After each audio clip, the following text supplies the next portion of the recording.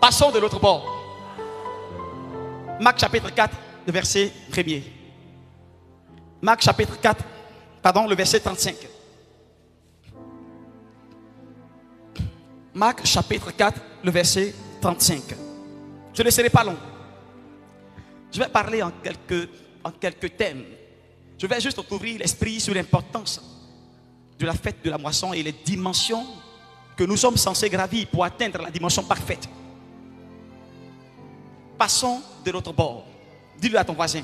Passons de l'autre bord. C'est le thème de mon message.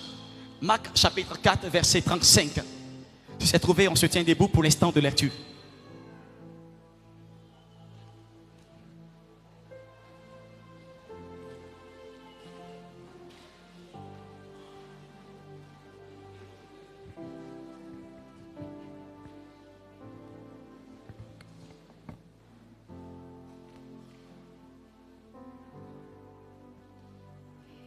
Donnez un micro à M.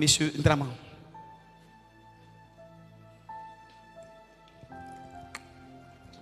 Yeah.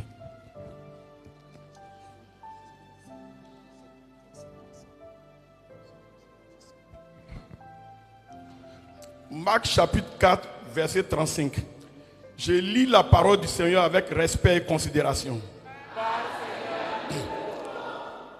Ce même jour, sur le soir, Jésus leur dit, passons à l'autre bord. Je continue? Oui. Après avoir renvoyé la foule, il l'emmenait dans la barque où il se trouvait.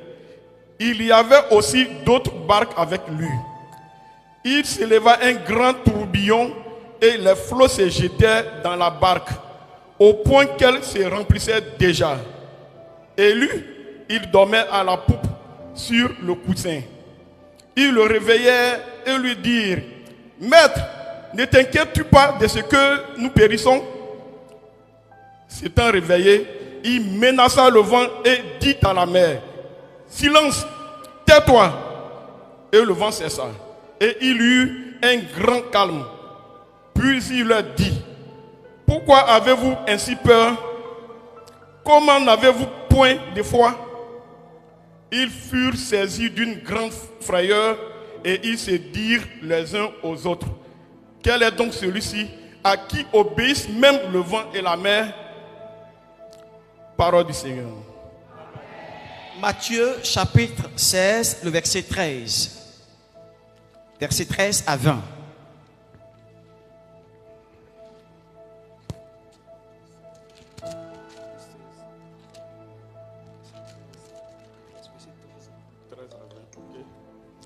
Matthieu 16, 13 à 20. Jésus étant arrivé dans le territoire de Césarée de Philippe, demanda à ses disciples, qui dit-on que je suis, moi, le Fils de l'homme? Ils répondirent, les uns disent que tu es Jean-Baptiste, les autres Élie, les autres Jérémie, ou l'un des prophètes. Et vous, leur dit-il, qui dites-vous que je suis? Simon-Pierre répondit, tu es le Christ, le Fils du Dieu vivant.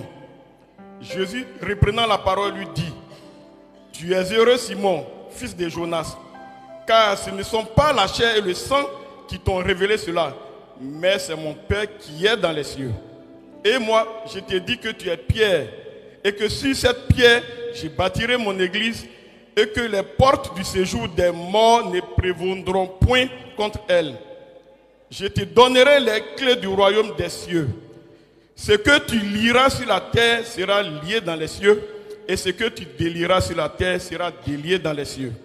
Alors, il recommanda aux disciples de ne dire à personne qu'il était le Christ. Parole du Seigneur. Que le Seigneur bénisse sa parole. On peut se rasseoir. Dieu te bénisse, frère M. Ndraman. Dis à ton voisin, passons à l'autre bord. Voici un événement dans le livre de Marc chapitre 4, à partir du verset 35 au verset 41. Un événement qui se produisit avec Jésus et ses disciples. Dans le livre de Marc, Après qu'il eut renvoyé la foule, Jésus décida de passer de l'autre côté de la mer. Jésus avait l'habitude de traverser la mer sans toutefois mettre en péril la vie de ses apôtres. Jésus avait pour habitude de naviguer sur les eaux. Mais ce jour-là, la Bible dit que le voyage qui allait se faire sur la mer allait mettre en péril la vie des apôtres et la vie du Seigneur Jésus-Christ. Alléluia. Alléluia. Alléluia. Je ne t'entends pas. Alléluia. Ton amen n'est pas fort. Alléluia. Alléluia. Demande à ton voisin pourquoi. Pourquoi est-ce que la traversée de la mer, ce jour-là, devait mettre en péril la vie des disciples de Jésus-Christ? Pourquoi? Dis-lui pourquoi. Dis-lui pourquoi. Non, je ne te sens pas ce matin-là. Je ne sais pas qu'est-ce que tu as. Dis-lui pourquoi. Je te réponds. Parce que la traversée de cette mer, physiquement, c'était une traversée qui se faisait. Mais spirituellement parlant, ce n'était pas une traversée. C'était un changement de niveau. Alléluia. C'était un changement de niveau. Dis avec moi, changement de niveau. Physiquement, c'était une traversée qui se faisait là, selon Pierre, selon Jacques, selon Jean. Mais selon l'Esprit de Dieu, il fallait que les disciples et le Seigneur passent de l'autre côté de la mer.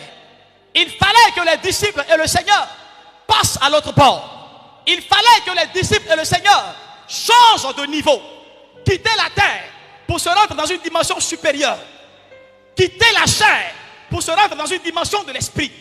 Il fallait ce jour-là que le changement de niveau de Jésus et ses apôtres soit défini de la sorte.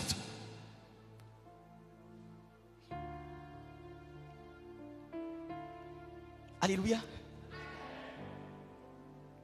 La vie spirituelle, la vie chrétienne, la vie de foi que tu as embrassée, la marche par la foi dans laquelle tu es, c'est une marche qui comporte des étapes, qui comporte des niveaux.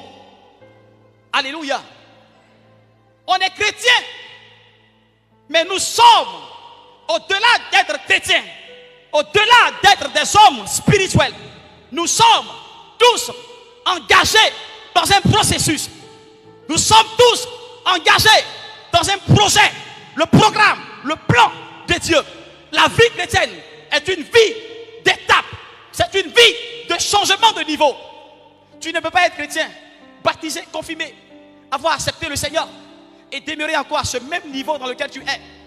Tôt ou tard, tu es appelé comme les apôtres à passer de l'autre côté de la mer. Je ne serai pas long ce matin. Je vais juste t'ouvrir les yeux sur quelque chose d'important.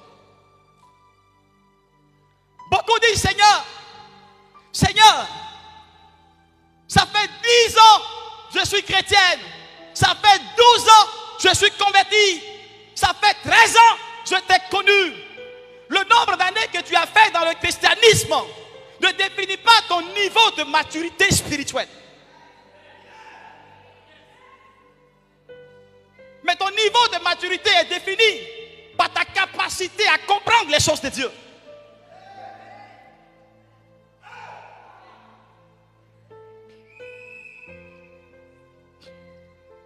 Ça fait 10 ans que tu es chrétien. Ça fait 15 ans que tu es chrétienne. Mais cependant, quand il s'agit d'opérer dans les choses de Dieu, quand il s'agit d'œuvrer pour le Seigneur, quand il s'agit de donner son argent à Dieu, de donner son temps à Dieu, regarde ton attitude. Regarde ton attitude. On te dit à prière, au siège, allez évangéliser. On a un défi à relever ce dimanche. On a mis des cars à la disposition des familles. Remplissez les cars. Allez évangéliser. Moi-même le pasteur, je me rends sur les lieux. On fait un travail de fond. Et il y en a qui trouvent le malin plaisir de dire, on a invité les gens, ils ont promis d'être là, mais jusqu'au dernier moment, ils ont désisté. Pasteur, c'est comme ça, on invite les gens, à la dernière minute, ils désistent. Mais quel est ce langage-là que tu continues de tenir après 10 années de conversion? Pose-toi la question, est-ce que tu es vraiment un enfant né par la foi et régénéré par l'Esprit de Dieu? Quelle est cette attitude, ce langage que tu continues de tenir? Ah, pasteur, on évangélise, mais c'est les gens là qui ne veulent pas venir. Ah, pasteur, on fait les porte à porte. Ah, pasteur, on a besoin de cas. On a mis des cas à votre disposition.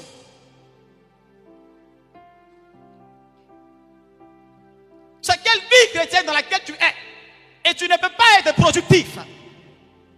C'est quelle vie chrétienne dans laquelle tu dis avancer et tu ne peux pas présenter les fruits de ton travail? On n'est pas chrétien pour se coucher, manger et dormir, mais on est chrétien pour convertir le monde à Christ. On n'est pas chrétien pour être sauvés, nous et nos enfants et nos familles. On est chrétien pour convertir le monde à Christ. La Bible dit, on n'allume pas la lumière pour la mettre sous le boisseau, mais on la met dans la maison pour qu'elle éclaire tous ceux qui habitent la maison. C'est quelle vie chrétienne que tu dis? My God. Et tu es content les dimanches de venir à l'église toi seul. Tous les dimanches, on te dit invite quelqu'un, invite ton voisin, invite ta voisine. Mais tu es content tous les dimanches de t'emmener ici toi seul. Et te dis, pasteur, ma situation me dépasse. Pasteur, toute la semaine je t'ai appelé, tu n'as pas décroché. Je ne vais pas te décrocher. Je ne vais pas te répondre. Parce que qui n'assemble pas disperse. Vous connaissez tous l'abnégation, l'implication et la détermination de papa Eli Pata dans l'œuvre des yeux. On dit lion n'enfante pas chat. Mais apparemment, à vous voir, c'est comme si lion a enfanté chat. Hein? Parce que personne de vous ne s'inscrit dans le niveau du travail. Personne ne comprend encore l'importance de la vision. Notre vision n'est pas limitée à vous qui êtes là. Notre vision, c'est de gagner tout le monde entier à Christ. La cité de Dieu n'est pas la cité de Kwasi, de Kwaku, de Laurent, de Franck, de Kwai. Mais c'est la cité de tous les enfants de Dieu. Notre mission est de gagner le monde à Jésus-Christ. On a été sauvés pour racheter le monde. On a été sauvés pour former des disciples. On a été sauvés pour bâtir une armée pour le Seigneur. Quelle est cette église-là? Que tous les dimanches, vous venez ici. Personne d'entre vous n'a le souci des âmes. Personne d'entre vous n'a l'amour des âmes. Vous ne pensez qu'à vous seul. Vous ne pensez qu'à vous seul. Et tu veux que Dieu te bénisse. Tu veux que Dieu intervienne pour toi. Tu veux que Dieu te guérisse. Mais tu es égoïste. Tu es égoïste. Quelle est cette œuvre dans laquelle personne ne veut donner l'opportunité aux autres d'entendre le message de la foi?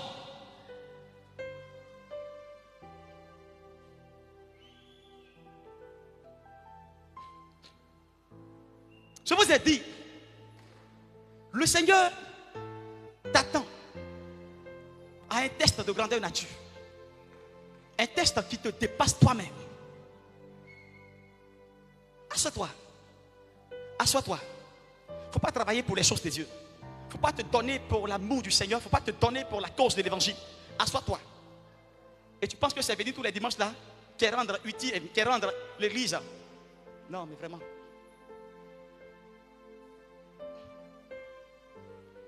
Mets la main sur la tête. Dis Seigneur. Mets la main, mets une autre main sur le cœur. Dis Seigneur. Délivre-moi de l'égoïsme. Donne-moi d'être un gagneur d'âme.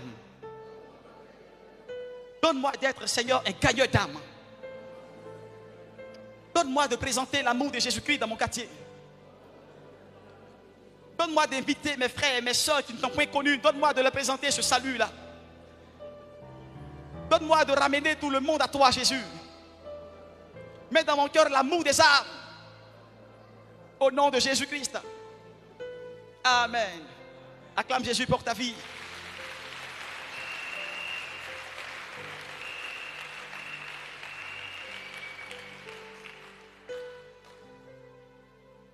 niveau de maturité dans la vie chrétienne n'est pas défini par le nombre d'années de conversion que tu as fait. Mais elle est définie par ta capacité à comprendre les choses de Dieu. Par ta capacité à donner à Dieu sans retenue, sans murmure, sans parler derrière. Par ta capacité à t'offrir pour le Seigneur. La Bible dit dans le livre de Matthieu chapitre 16, Jésus-Christ pose la question à ses disciples. Il leur dit, que dites-vous que je suis? Que dites-vous que je suis? Pose la question à ton frère, demande-lui, que dit-il que le Seigneur est? Que dites-vous que je suis? Frère, c'est surprenant. Je me suis posé la question de savoir. Mais tout le temps de son parcours ministériel sur la terre, avec ses apôtres, il ne leur a jamais posé cette question-là, à savoir que pensait-il de lui. Mais c'est le jour où ils sont arrivés dans le territoire de Philippe. Dis Philippe. Dans le territoire de Philippe. C'est ce jour-là que le Seigneur a demandé à ses disciples, que dites-vous que je suis? Alors j'ai posé la question au Seigneur de savoir, mais que représentait cette révélation de la parole de Dieu? Et le Seigneur me dit, fils de l'homme, regarde, c'est dans le territoire de Philippe que le Seigneur a posé la question à ses disciples de savoir que pensait-il de lui. Et c'est dans ce territoire-là que le Seigneur a donné à l'apôtre Pierre les clés du séjour des morts.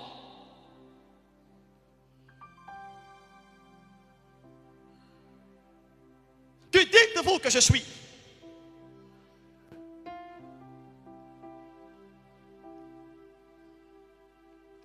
La révélation que tu as du Seigneur, c'est elle qui va te donner d'accéder à la promesse de Dieu. La révélation que tu as du Seigneur, c'est elle qui va t'établir dans le domaine de la gloire à laquelle Dieu t'a appelé. L'apôtre Pierre a eu les clés du séjour des morts après qu'il ait eu la révélation de qui était Jésus-Christ.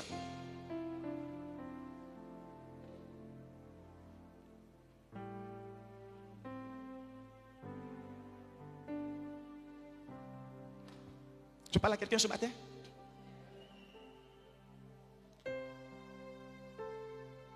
Tu ne peux pas expérimenter de grandes choses si tu n'as pas la révélation de qui est le Seigneur pour toi.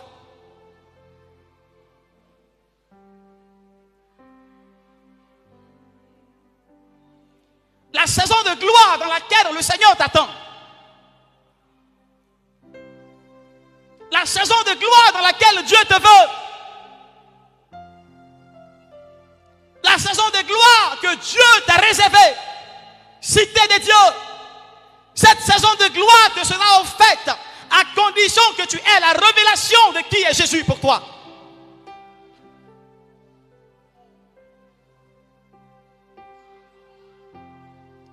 Je vous l'ai dit tout à l'heure. On a la promesse de la saison de gloire. Mais ce n'est pas tout le monde qui est appelé à y accéder.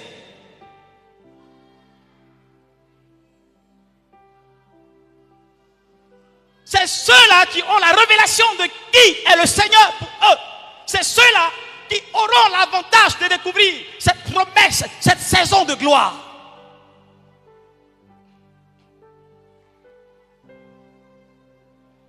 Quelle révélation as-tu de ton Dieu? C'est parce que pour toi, Jésus-Christ est le Dieu qui sauve. Jésus-Christ est le Dieu qui guérit. Jésus-Christ est le Dieu qui soulage, que jusqu'à là, tu n'accèdes pas à la promesse de Dieu. C'est parce que pour toi, Jésus-Christ est ce Dieu miniaturisé. Mais tu ne sais pas qu'il y a d'autres dimensions dans lesquelles le Seigneur te veut. Tu ne sais pas que Dieu t'attend à d'autres dimensions de gloire plus excellentes que ce dans quoi tu es. L'offrande de moisson qui arrive, c'est l'occasion pour toi ce jour-là de montrer au Seigneur la révélation que tu as de lui. L'offrande de moisson qui arrive, c'est l'occasion pour toi de définir à Dieu la dimension de la connaissance que tu as de qui est Jésus pour toi. La manière dont tu t'approches du Seigneur pour lui donner, cette manière-là va démontrer à Dieu la dimension de la révélation qu'il est pour toi.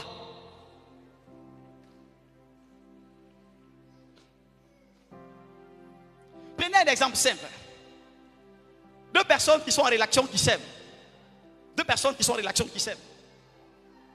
Cet amour-là, elle est basée sur un sentiment réciproque. Mais dans cet amour-là, il y a des cadeaux, il y a des avantages, il y a des présents que le monsieur qui dit aimer sa femme témoigne constamment à l'égard de son épouse. Et ces cadeaux-là sont à la hauteur de l'amour qu'il dit porter pour sa conjointe. Vrai ou faux? Je parle à quelqu'un? Vous qui êtes des hommes, ce n'est pas quelque chose qui est nouveau pour vous. Chacun de vous ici a connu dans sa vie une réaction amoureuse. Qu'elle ait marché ou pas, tu as connu quand même une relation amoureuse. Et dans cette relation-là, celui qui disait t'aimer t'a démontré dans ses actions la dimension de l'amour qu'il portait pour toi. Vrai ou faux? Non, je parle à vous, hein, vous qui êtes là. Vrai ou faux? Celui qui disait t'aimer t'a démontré dans ses actions la dimension de l'amour qu'il porte pour toi. Et le moyen par lequel tu es arrivé à comprendre, tu as connu et tu as su que cet amour est un amour qui est pur, ça a été au travers des actions que il manifestait à ton égard tous les jours. C'est vrai ou c'est faux? Je ne vous sens pas. Alléluia. J'ai l'impression de parler seul. Le moyen par lequel tu as connu vraiment que cet amour qui a été manifesté à ton endroit est un amour qui est vrai. C'est au travers des actions et de la tendresse, de l'attention que ce dernier témoignait constamment envers toi. Ce n'est pas Dieu qui t'a ouvert l'esprit pour te parler, pour dire cet amour est un amour qui est vrai, ma soeur, aime-le. C'est toi-même qui as regardé à son attitude et à ses actions pour comprendre que l'amour qu'il porte pour toi est un amour qui est pur et authentique. Et c'est toi qui as déduit la qualité de cet amour-là. Mais au travers de quoi tu l'as fait? Au travers de quoi? Au travers de mes sentiments. Non, il ne me suit pas. Lève-toi. Donne-lui le micro.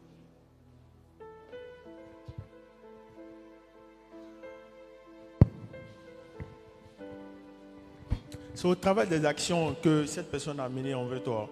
C'est-à-dire les présents, l'attention qu'elle porte à ton égard. Et puis... Tout ce qui suit. Oui. Dieu te bénisse. Amen. Donc, ce qui revient à dire quoi? La révélation de cet amour, tu l'as connu, tu l'as comprise au travers des actions qu'il a posées à ton égard. Tu veux parler? La révélation de cet amour, tu l'as connue, tu l'as connue, tu l'as comprise au travers des actions qu'il a posées à ton égard. C'est pour cela que quand vous lisez le livre de Jean chapitre 3 verset 16, on dit Dieu a tant aimé le monde qu'il a donné. Dieu a aimé le monde, mais quand il a aimé le monde, il a précédé l'amour qu'il portait pour le monde par une action. Il a donné ce qu'il avait de plus cher. Donc tout amour qui n'est pas suivi d'une action n'est pas un véritable amour. Tout amour qui n'est pas précédé par une action authentique n'est pas un véritable amour. Parce que quand tu aimes, tu as envie de démontrer à ta conjointe que tu l'aimes. Quand tu aimes, tu as envie de témoigner de cet amour-là au travers de tes actions. Quand tu aimes, tu ne te sens pas. Quand tu as 1000 francs, tu as 200 francs, tu as 500 francs, tu souscris minute. Alors, Coco, tu es où? Ma vie. C'est juste entendre ta voix. Tu es rentré, mon cœur. On dit quoi, tu as mangé? Toi-même, tu n'as rien pour manger. Tu n'as rien pour te mettre sous la dent. Et c'est toi, tellement tu es embrouillé par les sentiments que tu éprouves pour cette soeur-là. Tu lui dis, ma vie, même quand tu as 2000 francs, tout le jeton de la semaine que tu as pour gérer ta semaine. Ma vie, tu as mangé, bon, je te fais un dépôt de 1000 francs. Et puis tu enchaînes les prières. Seigneur, envoie ton ange me visiter.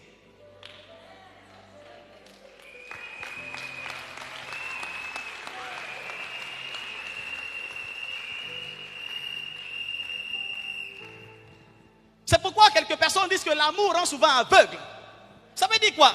Quand quelqu'un a connu vraiment l'authenticité de l'amour, il ne contrôle pas ses actions.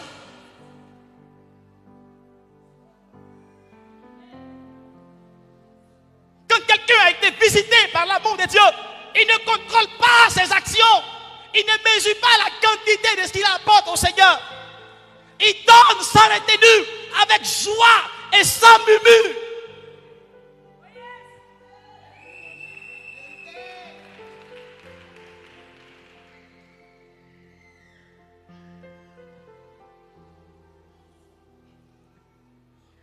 Vous qui êtes des hommes méchants, Jésus l'a dit, il dit méchants que vous êtes.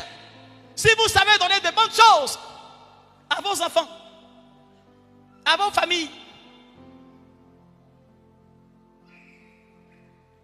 Comment ne savez-vous pas donner à Dieu? Comment ne savez-vous pas apprécier la grâce et la valeur que Dieu vous a accordée? Méchant que vous êtes. Quand il s'agit de démontrer ton amour pour les autres là, tu te tapes la poitrine, tu fais le beau des beaux, c'est le vrai beau, c'est lui le beau, c'est toi le beau, et on chante ton nom partout. C'est lui le beau, c'est le grand beau.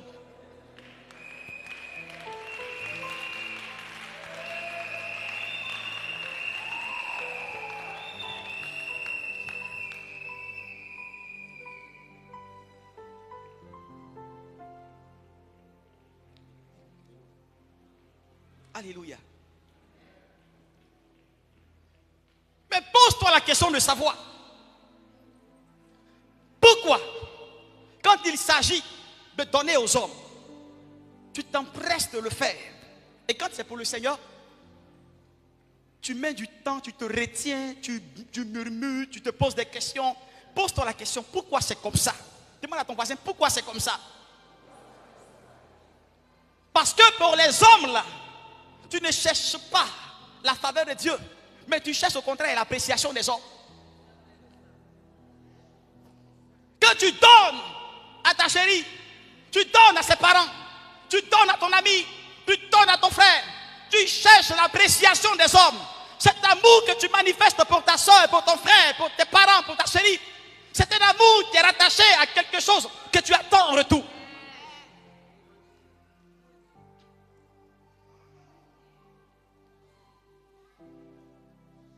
Quand Dieu a donné son Fils unique afin qu'il meure pour toi, qu'est-ce qu'il a attendu en retour que tu fasses? Rien. Il a dit afin que quiconque croit en lui. Il ne t'a pas obligé à croire. Il n'attendait rien en retour. Il dit afin que quiconque croit en lui ne périsse point. Ça veut dire quoi? Tu veux haut, tu veux pas haut. N'importe qui a le libre arbitre en lui d'accepter le sacrifice ultime de Jésus à la croix. Mais quel est cet amour qui doit depuis tu attends une reconnaissance derrière? C'est parce que tu n'as pas la révélation que l'apôtre Pierre a eue ce jour-là en Matthieu chapitre 16. Pourquoi Dieu ne te bénit pas? Avec tes 10 années de conversion dans la foi, diaconesse, diacre, ancien, vieillard, nouveau, jeune, pourquoi Dieu ne te bénit pas? Avec tes 10 ans dans l'église, tu poses action, action, action, action. Pourquoi il ne te bénit pas? Parce que chaque action que tu poses, derrière chaque action est rattachée. Il y a un intérêt, une reconnaissance. Tu veux que Dieu te soit redevable.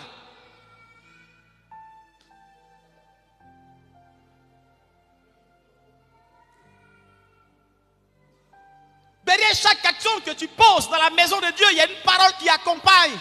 C'est moi qui offre à boire au pasteur. C'est moi qui fais du bien à l'église. C'est moi qui paye le loyer du pasteur. C'est moi qui paye sa voiture. C'est moi qui prends soin de tel chanteur qui chante là. C'est moi qui ai fait un don au pasteur pour s'occuper de la fille qui chante là. C'est moi qui ai donné tel habit. C'est moi, c'est moi, c'est moi, c'est moi. On s'en fout!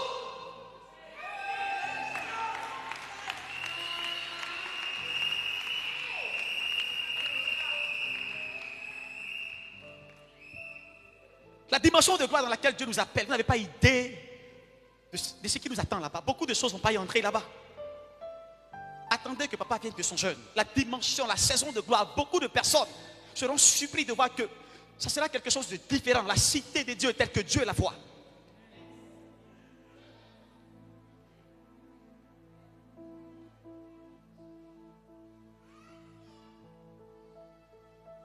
Tu veux être béni? Tu veux profiter de la saison de gloire? Tu veux avoir comme l'apôtre Pierre les clés des séjours des morts? Quelle est la révélation que tu as de ton Dieu?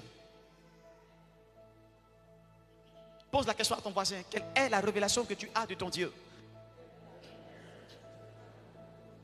Quelle est la révélation que tu as de ton Dieu? Et cette révélation est manifestée par la manière dont tu donnes à Jésus-Christ. Par la manière dont tu donnes au Seigneur dans l'église. Ce n'est pas quand tu prophétises. Père, écoutez, me dit l'Esprit de Dieu. Ce n'est pas quand tu fais ça, on dit, oh, elle a la révélation de Jésus, hein. Elle est spirituelle. Elle a un niveau de sanctification terrible. Cette femme-là, méfiez-vous d'elle, hein, cette femme-là. Jésus. Ce n'est pas quand tu parles en langue qu'on dit tu es un homme qui a la révélation de Jésus. Non. Mais ça se démontre par ta capacité à poser des actions fortes dans la maison de Dieu.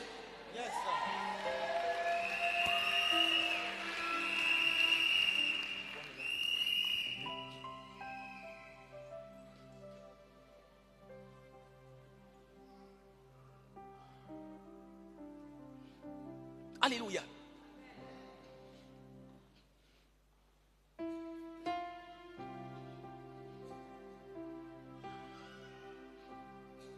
Dis à ton voisin,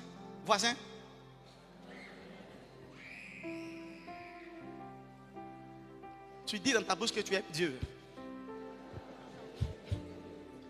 C'est à l'offrande de moisson, on va tous le savoir. C'est à l'offrande de moisson, on va tous le savoir. Et tout à l'heure, non ça va. Quand je vais placer les enveloppes pour dire, prie le Seigneur pour que Dieu mette dans ton cœur une enveloppe de choix, une enveloppe selon laquelle le cœur de Dieu sera réjoui. Prie vraiment, prie véritablement. Prie pour dire, Seigneur, dimanche passé, je n'ai pas été là pour prendre l'enveloppe de moisson. J'ai manqué la première prise. Mais cette prise-là, c'est une grâce que tu me fais ce matin de bénéficier de ta faveur et de découvrir encore la saison nouvelle dans laquelle tu nous fais monter. Ne me laisse pas venir ici dans la chair, comme les autres, prendre une enveloppe et puis aller m'asseoir. Mais je veux que mon action de moisson, cette fin d'année, soit conduite par toi.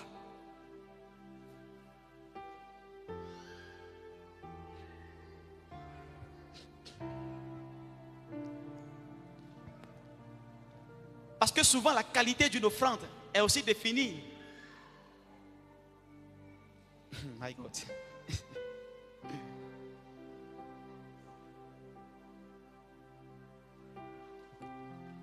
La qualité d'une offrande est aussi définie par Dieu qui l'a motivé. Dieu qui l'a motivé. Quand c'est Dieu qui inspire l'offrande, Dieu regarde à la situation présente, Dieu regarde à la circonstance présente, et l'offrande est motivée pour combler un besoin. C'est cela qu'on dit, waouh, elle a su toucher le cœur des dieux. Parce que Dieu l'a orienté instantanément dans un besoin pressant de l'église. Ça peut être un terrain, ça peut être un micro-baladeur, ça peut être quelque chose qui manque à l'église. Ça, c'est la seconde offrande de moisson, mais elle se fait en nature. Alléluia. Dis avec moi l'offrande de moisson en nature. J'aurai l'occasion dimanche prochain de parler largement sur le thème de l'offrande de moisson et ses différents volets. C'est-à-dire l'offrande en espèces et l'offrande en moiture. En nature. Mais aujourd'hui, Dieu veut que je prépare ton esprit à la saison de gloire dans laquelle tu es appelé à entrer. Il veut que je te dise, arrête de murmurer. Tout est accompli. Dieu a tout fait pour toi. Il n'attend que toi seul pour y accéder. Il n'attend que toi seul pour passer à l'autre bord. Et ça dépend de comment tu honores le Seigneur dans tes biens, dans ta façon de lui donner.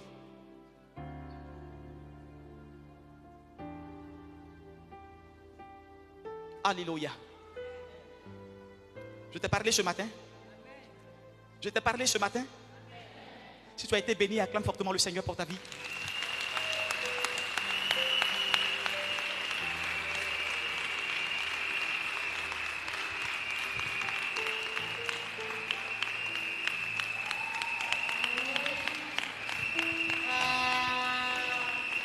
Tiens-toi debout et acclame fortement le Seigneur pour ta vie.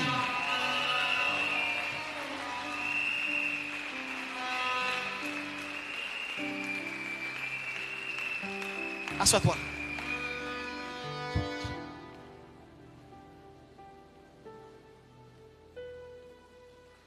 Dis à ton frère, donne avec joie. Dieu aime celui qui donne avec joie. L'année passée, l'offrande de moisson, l'année passée, on était au lycée Simon Eivé. Hein? Et pardon. L'année passée, c'était ici. Attends, j'ai oublié. J'ai oublié. Oui, l'année passée, on était ici. Pardon, j'avais oublié. On a fait l'offrande de moisson ici, l'année passée. Et Dieu m'a fait la grâce. Avant l'offrande de moisson, j'étais dans l'attente d'une consolation interne. Dis avec moi, consolation interne. Lui, il a compris ce que j'ai voulu dire. J'étais dans l'attente d'une consolation interne.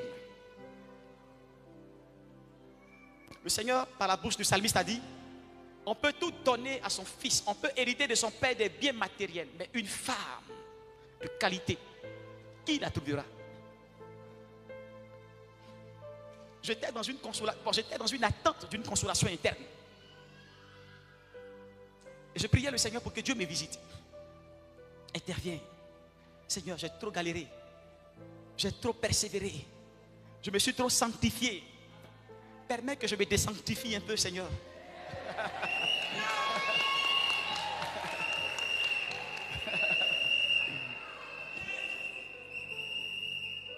Alléluia. Je priais pour dire: Seigneur, interviens. Vous n'avez pas idée des luttes qu'un pasteur qui a mon âge peut ressentir quand il n'est pas marié. Des attaques, des oppressions, des combats, des tentations tous les jours qu'il voit. C'est pas facile, hein? Et je priais pour dire: Seigneur, visite-moi, visite-moi. Et c'était l'année surpassée au lycée, à l'offrande de moisson. J'ai pris mon enveloppe, j'ai dit: papa a donné le thème de l'année, c'était montant plus haut. Montant plus haut. C'était au lycée. L'année passée, c'était les choses d'en haut. Mais pour le lycée, c'était montant plus haut. Donc, l'offrande de moisson que j'ai pris au lycée, là, j'ai dit: Seigneur, papa a parlé de monter plus haut, il a parlé de toucher les choses d'en haut, découvrir haut, de monter. Moi, je n'ai pas monté en haut. Moi, là, j'ai une consolation dans mon cœur qui n'a pas été étanchée. Une soif. Et je pleurais pour dire: mais Seigneur, je ne peux pas te servir et porter dans ma chair cette épine. J'ai pris l'enveloppe de moisson. C'est un témoignage que je rends pour vous dire qu'est-ce que la moisson déclenche dans votre vie.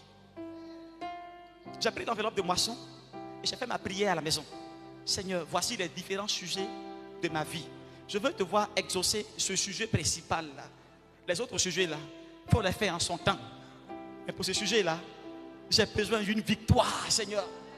J'ai besoin d'une victoire. Et j'ai pris l'offrande de moisson. Papa nous a dit qu'il y a des prières que tu ne dois pas adresser à Dieu, mais que ton offrande parle pour toi. Comme l'histoire de Corneille, Actes chapitre 10, verset 10. Papa nous a tellement enseigné que ce jour-là, j'ai dit: non, je ne veux pas prier. J'ai fait une sémence de foi qui va toucher le cœur de Dieu. Et au travers de l'action, Dieu va sentir que vraiment son petit là, son attente a trop duré. Je prends mon offrande de foi. Je vais à la maison, je prie, je réunis l'argent, l'offrande en nature, l'offrande en espèces. Mais l'intérêt, ce que je voulais, c'est que Dieu intervienne par rapport à ma condition, parce que ça n'allait pas ce mois.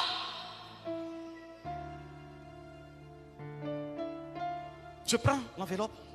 Le jour de la moisson, on invitait des artistes. Koné Fontali, on invitait Eli Gata. On a festoyé, on a dansé, on a déposé l'offrande. Papa a dit: venez à la table des fruits, prenez ces fruits-là, priez dans votre cœur, n'en parlez à personne, mangez secrètement, formulez un vœu. Et je priais pour dire: Seigneur, accorde ma victoire. Je mange les fruits et je dis: Seigneur, accorde ma victoire. J'ai posé mon action de grâce, accorde ma victoire. J'ai fait l'offrande, j'ai fait la sémence de moisson. Accorde ma victoire, Seigneur. Jusqu'à quand? Jusqu'à quand? Et quand j'ai fini la sémence,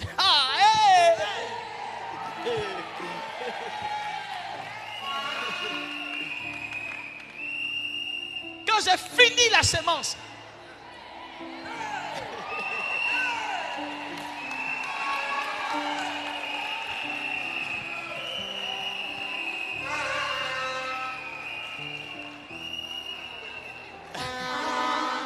quand j'ai fini ma sémence, l'année qui a suivi, dans le mois de mars, le mois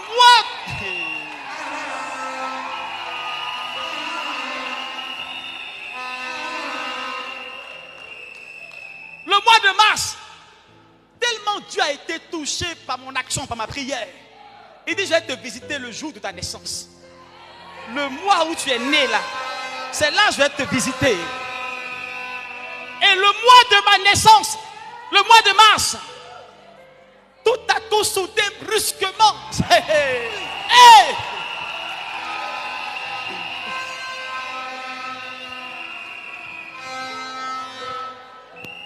Frère, arrête de prier. Tu pries, il ne vient pas. Tu gênes, il ne vient pas. Entends ma voix ce matin. Arrête de mortifier ton corps par le jeûne. Pose la question à Dieu. Que veux-tu que je fasse cette offrande de moisson là? Que veux-tu que je fasse pour toucher ton cœur?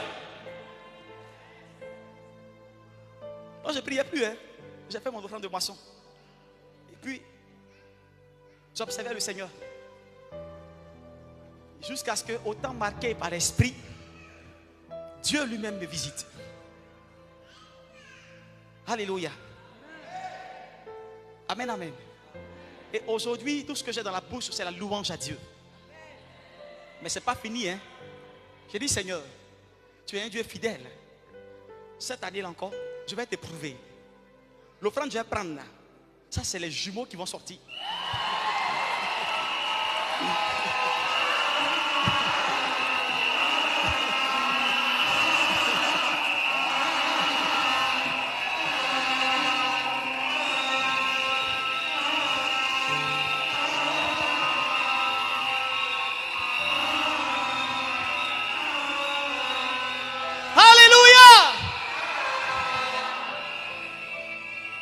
Assoyez-vous.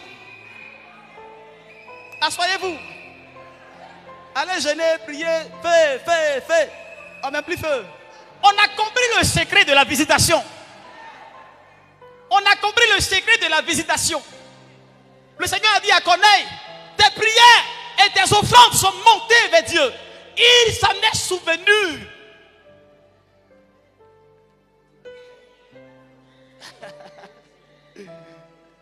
Maman dit quoi? Trippé.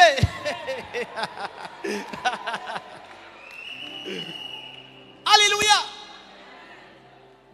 Papa nous a enseigné le secret de la visitation. C'est des principes quand tu appliques, tu vois la grâce de Dieu se manifester. Arrête de prier, arrête d'importuner le ciel. Tes prières sont montées. Il reste encore ton action de reconnaissance envers Dieu. Cette fin d'année là, il faudrait qu'elle monte aussi avec ta prière.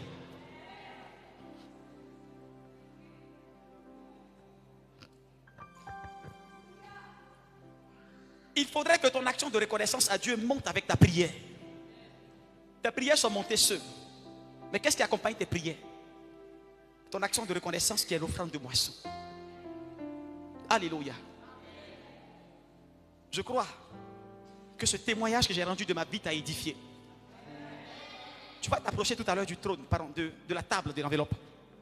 Pour ceux qui ont pris le dimanche passé des enveloppes, qui souhaiteraient changer parce que, étant convaincus que ce montant ne ressemble pas à Dieu, je serai à côté de la table. Tu me vois et tu me dis quel montant tu veux prendre. Pour que le Seigneur, tu vas, je ne sais pas comment tu vas t'arranger, mais pour que cette fin d'année-là, les païens disent ça passe ou ça casse. Alléluia. Mets la main sur ton cœur. Il dit, Seigneur, merci.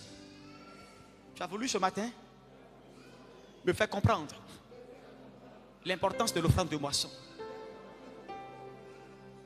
Alors, parle-moi. Dis-moi quelque chose. Je veux me lever pour aller prendre mon enveloppe. Mais je ne veux pas le faire dans la chair. Je vais être conduit par ton esprit. Je sais que l'exaucement à mes prières dépend de cette évaluation. Alors donne-moi un cœur d'enfant. Prie le Seigneur maintenant. Groupe musical. Prie le Seigneur. Prie le Seigneur.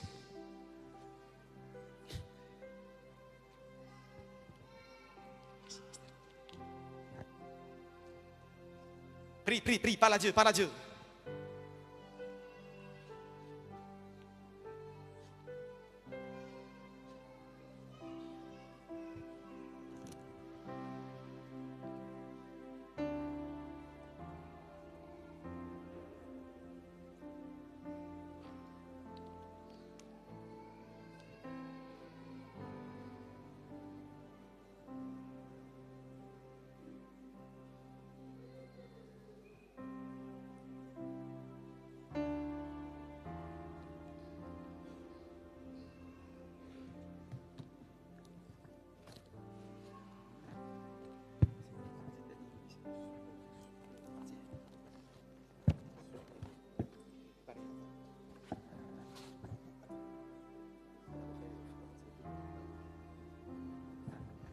Parle à Dieu, prie le Seigneur. Oh Seigneur, merci pour ta grâce.